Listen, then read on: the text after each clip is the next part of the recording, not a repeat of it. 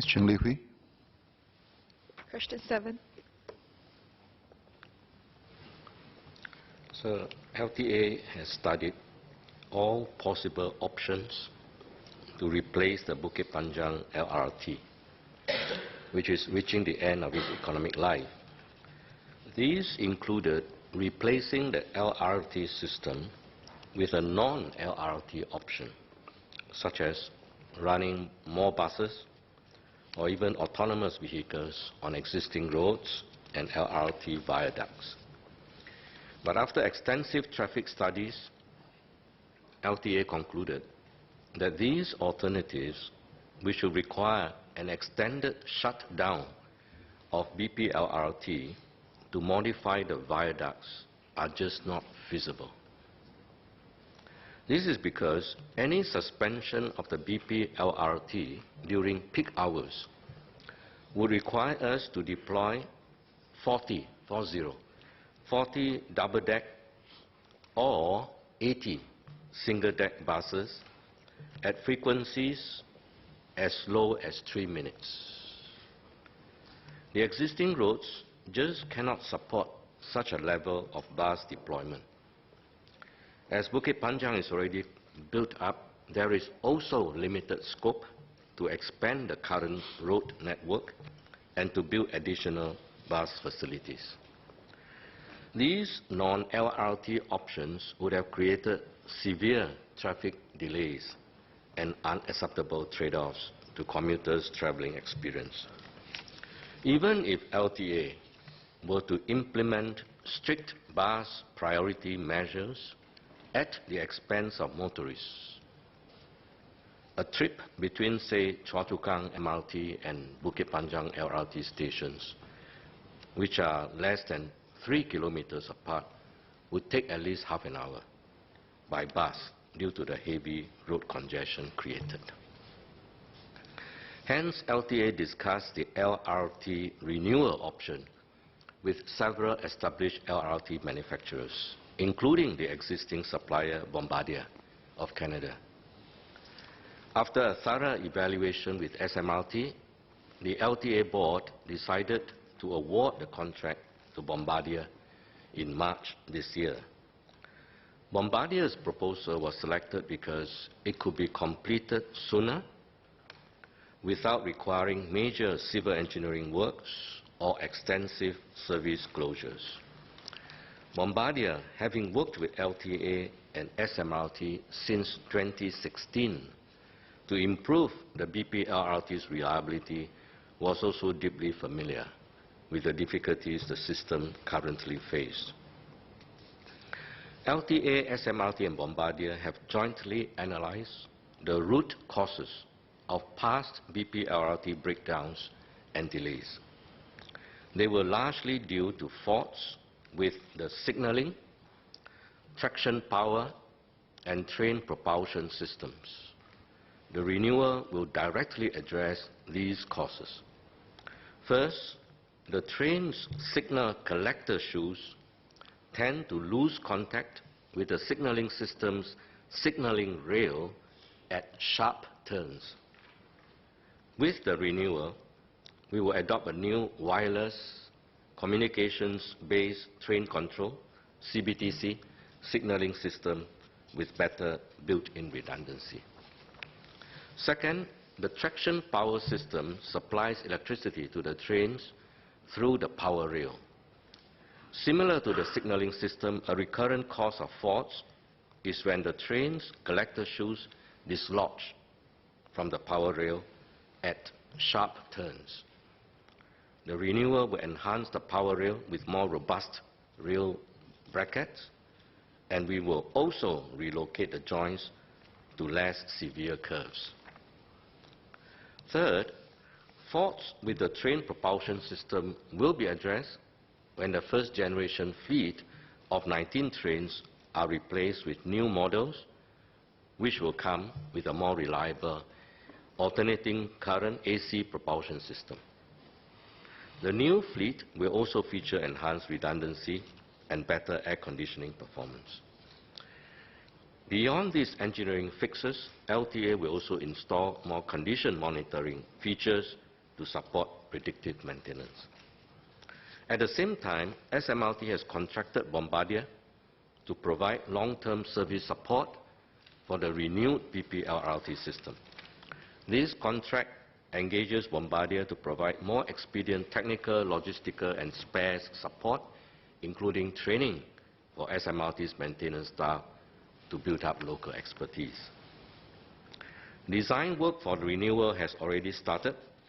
The overhaul, replacement, and upgrading of all these critical components and subsystems will be fully completed by 2024. However, commuters can begin to enjoy smoother and more reliable rides from 2022 when the upgraded trains and signaling system come into operation. But meanwhile, SMRT has also engaged Bombardier to provide technical support for the existing BP LRT system. LTA, SMRT, and Bombardier are committed to improving the reliability of the existing BP LRT by intensifying preventive and corrective maintenance. The recently announced Sunday closures of BP LRT have been very useful for SMRT's engineering teams. We thank commuters for their understanding and patience. In short, things will get a lot better when we completely renewed the BP LRT, which will be 2022, 2024. But meanwhile, we are intensifying maintenance for the existing BP LRT. And that's why I needed additional engineering hours. And we have already stepped up doing so with the Sunday closures. I'm confident we can do a much better job than what is happening today. Today, the reliability measure, MKBF, it's barely 50,000 kilometers. The other LRT, which is Punggol, Sengkang Punggol, is doing more than 100,000 kilometers. And my instruction to SMRT and LTA is close the gap and then work towards even exceeding what Sengkang is achieving. So today's 50,000, I'm confident, within a couple of years we'll double it, but that is still not my final destination. I think we can do much better than that. Mr. Boon. Thank you, Speaker. Ministers, I thank you for a comprehensive reply, but I thought I have a supplementary questions. In the US, for example, many of the decommissioned track, rail track, they use buses to run, they call it bus rapid transit. So for Singapore, this Bukit Panjang LRT, have you considered running buses on the track if this LRT will not deemed to not be useful and not reliable? Sorry, I must declare my interest as I'm a part of the management team of ComfortDelGro, which include SBA Transit. Thank you. As I said in the early part of my reply, such proposals options were considered. But you cannot just simply take the existing viaducts and then you run buses on it. You actually got to do extensive civil engineering work on the viaducts. You actually got to pull it down, rebuild, and reconfigure. Months of suspension of BP LRT. And we worked through, I was game for going for a completely new system, close it down, and have all bars or either running on existing roads or on the viaducts. But the roads just can't take the peak hour load. Unless you throw out all the cars, in other words, no cars at all in Bukit Panjang town, and every lane will become a bus lane. Yeah. Even then, it's barely, So that's why, after extensive discussions and simulations, we decided that I think it's not viable. So we back to LRT. But we will make sure this is a much better LRT. Yeah. Mr. Boon. Minister, I totally agree that Bukit Panjang, if you do all bus model in the road is going to be quite difficult. But can you elaborate more on why can't we refurbish the viaduct and allow buses to run more? Is the kind of study that proved that it's not effective or not cost effective? As I said, you cannot just simply take the existing viaducts as it is and then buy the buses and then just run on it. You can't do that. You actually got to do extensive civil engineering work on the viaducts, which means closing the service, tear down the viaducts, major sections of it, and redo, which means no BP LRT service for months, you know. So can we do that? Huh? Yeah, or even years. And here's an engineer, Libby, who is speaking as an engineer. You know, and I confirm what she had just said. So, unfortunately, it is not possible. Long term, is it possible? I hope so. Because if our car light Singapore arrives, not immediately in 20 years' time, because the next version of the BP LRT will also run out of economic life in another 20, 25 years. And hopefully by that time, really, the Singaporeans are largely car light. They have thrown out all the cars. All the roads can be converted into buses, and you can run all kinds of stuff. Then we can tear down the viaducts, redo it, and run it on top, or have cyclists running on the viaducts, which is a favorite idea of Minister Vivian Balakrishnan. He always envisaged a day when you can just cycle on the LRT tracks. You know, or there may be other ideas. You know, maybe theme parks want to adopt it to do something else. I don't know.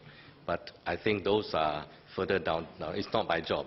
That we leave it to the future transport minister. Thank you, sir. I thank the Minister for Transport for his strong commitment to improve the reliability of the BPRT and also his frequent visit to Bukit Panjang town to observe the public transport.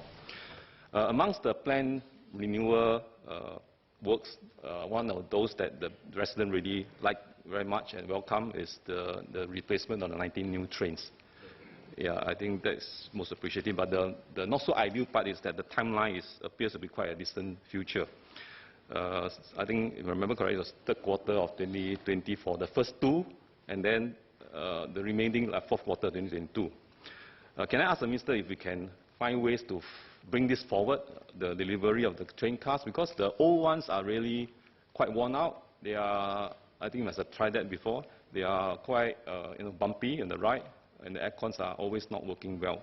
So if Minister can see if we can do something about it to bring it forward. 谋事在人, see if we can do it.